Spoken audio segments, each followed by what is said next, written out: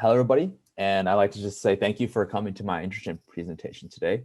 Today, I'll be presenting a project I worked on this summer with the CHIP Enable program entitled Enable 2020, Building an Online Healthcare Data Analytics Training Program in the COVID-19 era. As Mario mentioned, I'm a dual degree student here at UNC and at the School of Medicine, and I'm currently completing my last semester in the Master's in Biomedical and Health Informatics.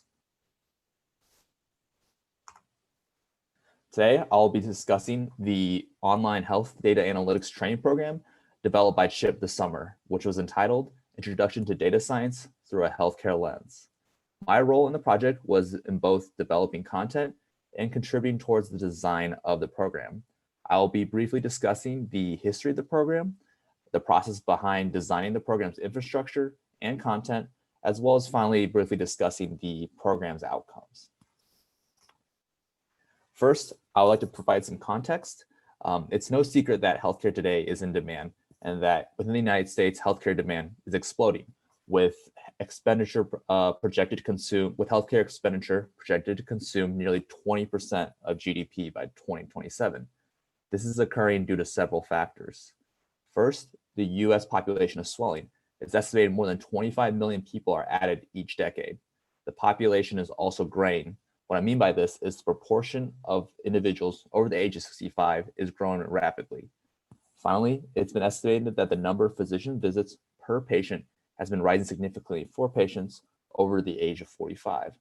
All of these combine and contribute, leading to increased healthcare demand. So, what does this mean for health informatics as well?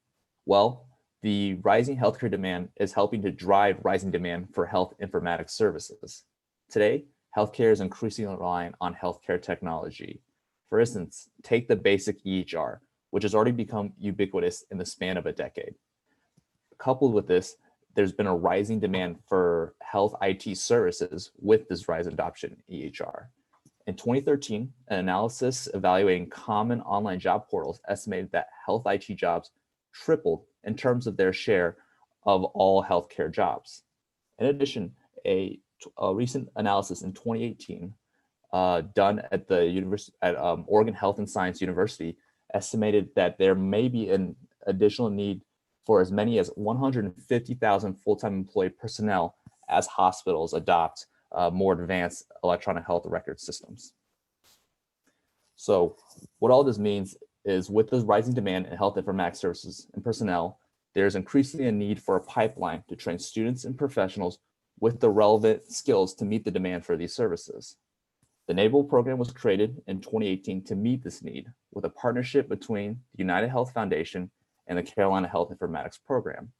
Specifically, the Enable program is designed to both diversify and grow the health informatics workforce by equipping underrepresented students and working professionals with skills needed to thrive in the field of biomedical and health informatics.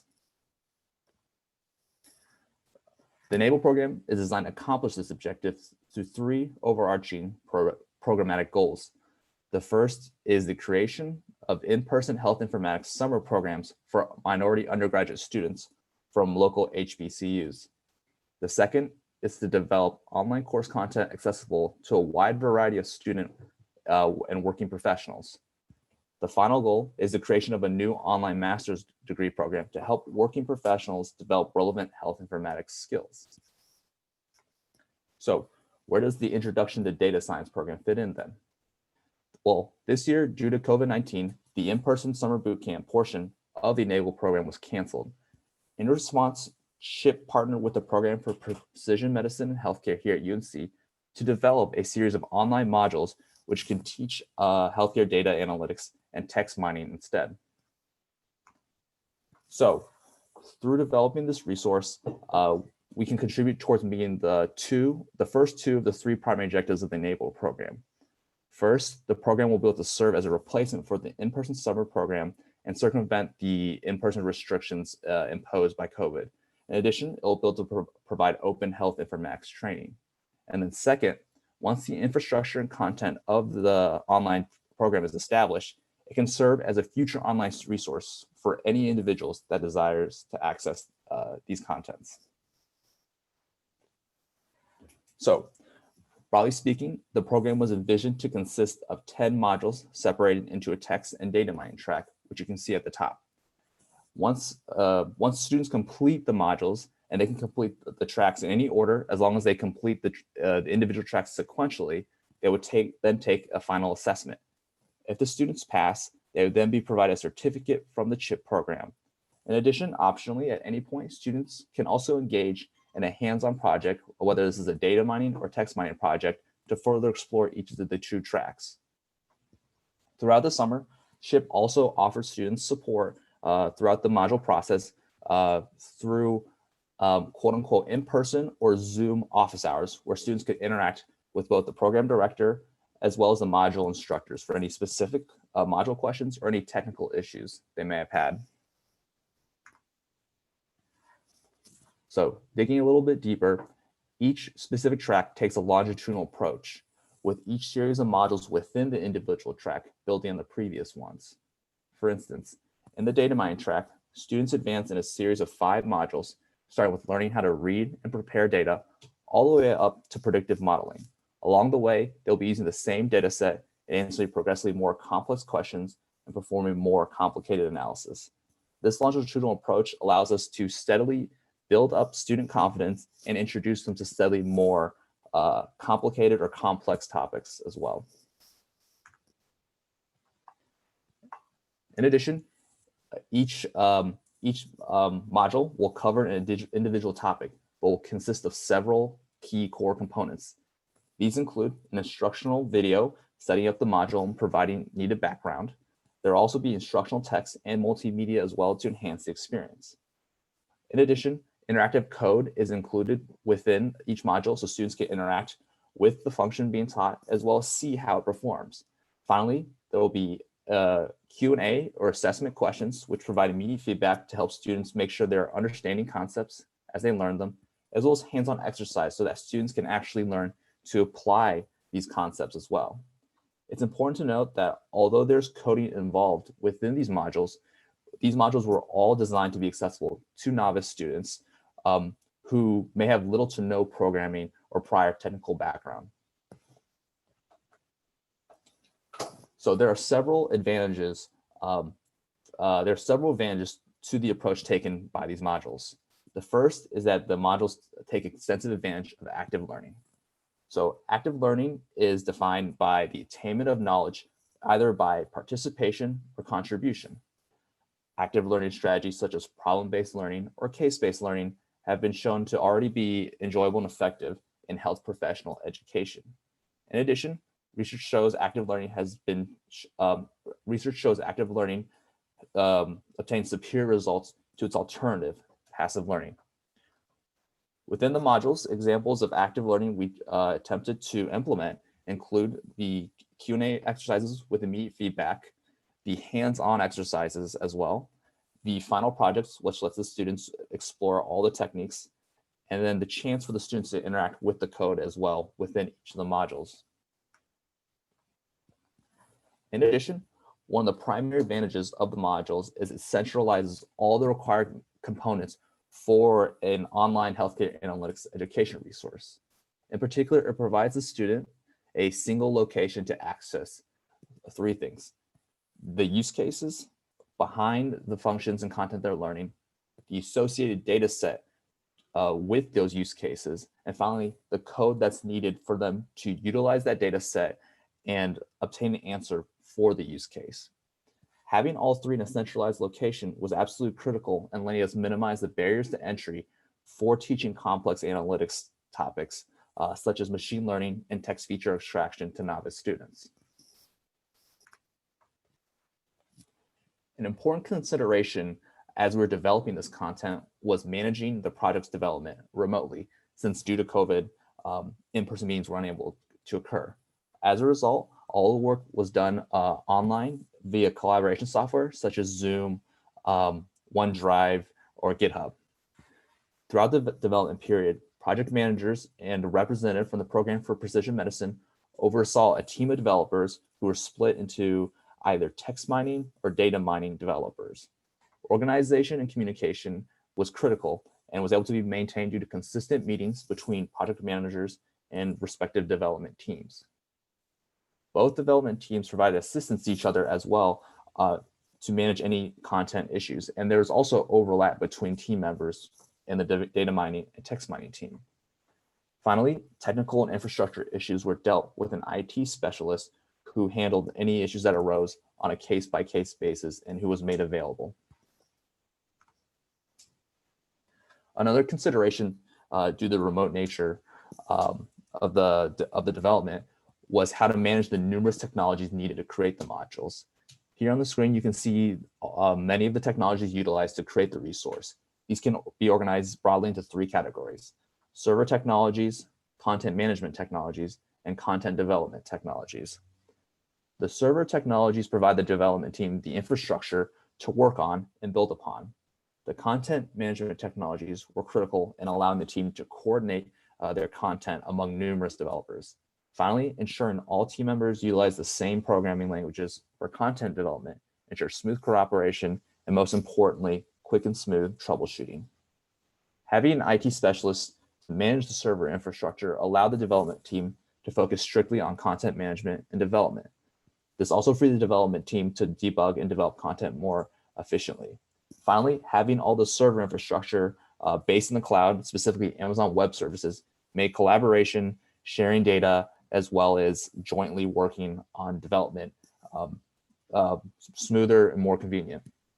Overall, managing the project teams remotely and leveraging the appropriate technologies was a critical component in creating the program.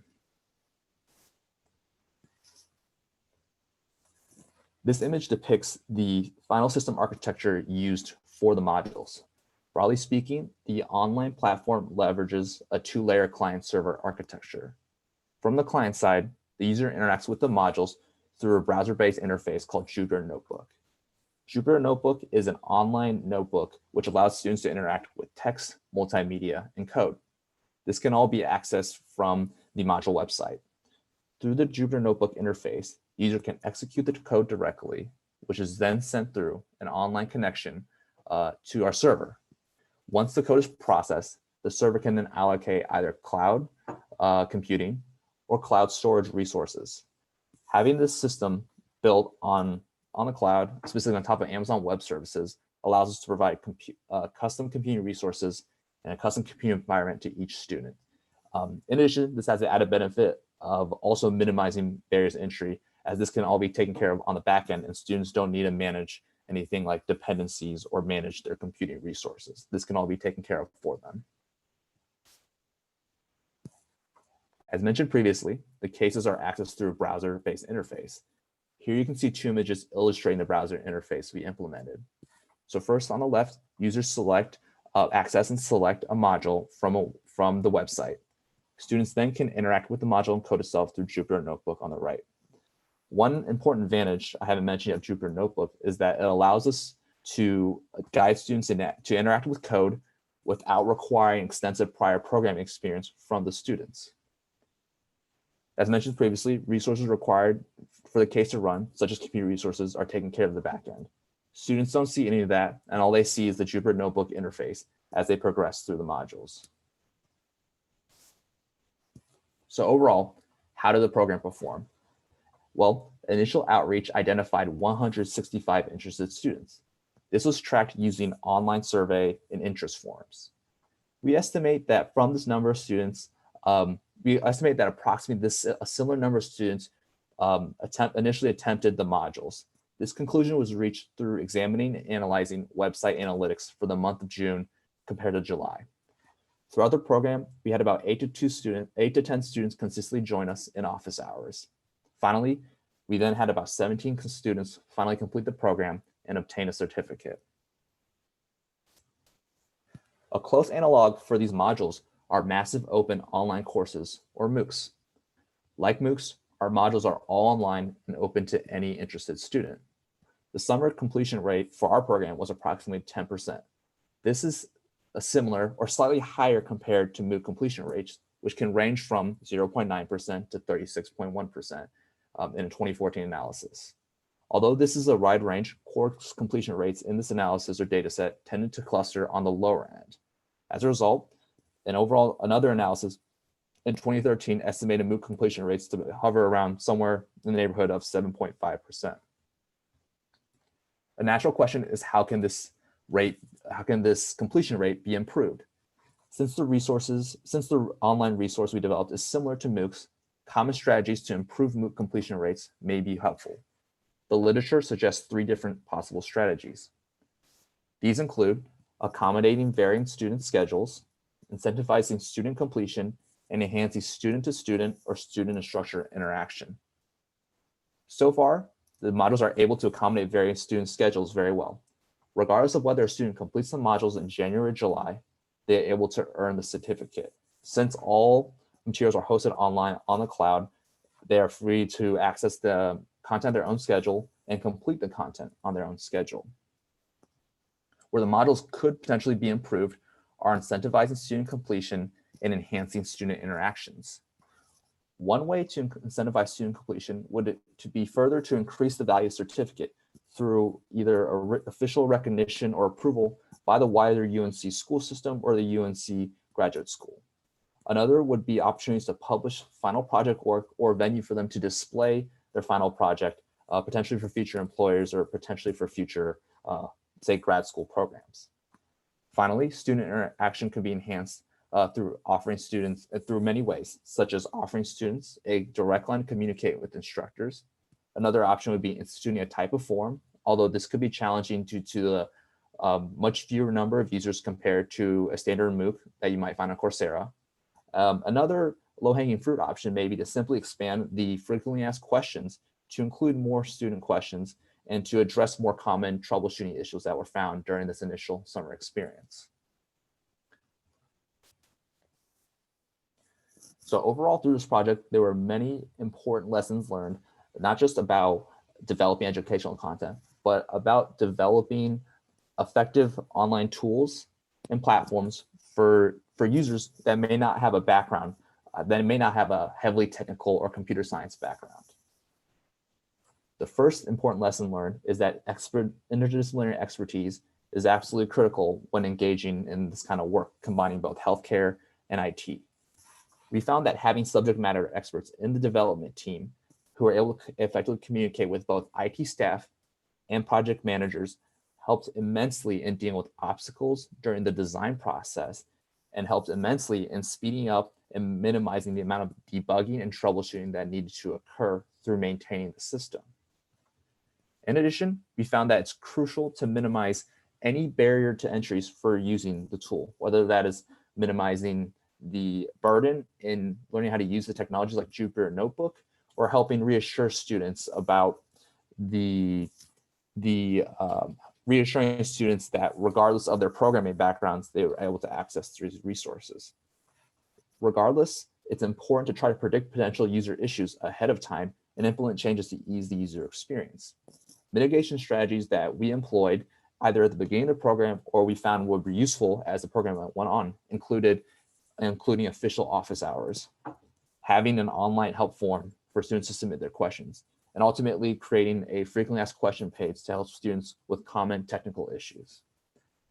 Finally, we found that simple and clear user interface design cannot be emphasized enough for this online only resources.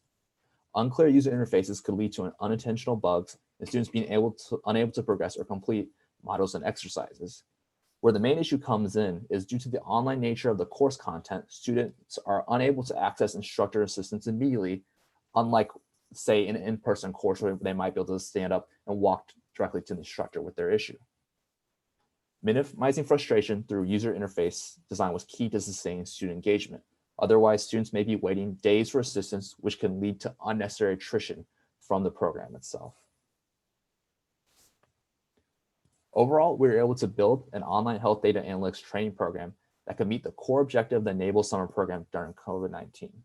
In the future, this resource can be further used as a supplement to other classes or as a standalone curriculum. With that, I'd like to thank you all for attending my presentation. Take a moment to thank all the Enable staff, thank the program managers, Shika Yadav, Claire, as well as Sabrina Powell from the Program for Precision Medicine. I'd like to thank Javid Mustafa, my faculty sponsor, for his assistance as well in the design, as well as in the planning process for this project, as well as all my fellow developers and staff that helped me on the project this summer. Thank you, and happy to take any questions at this time.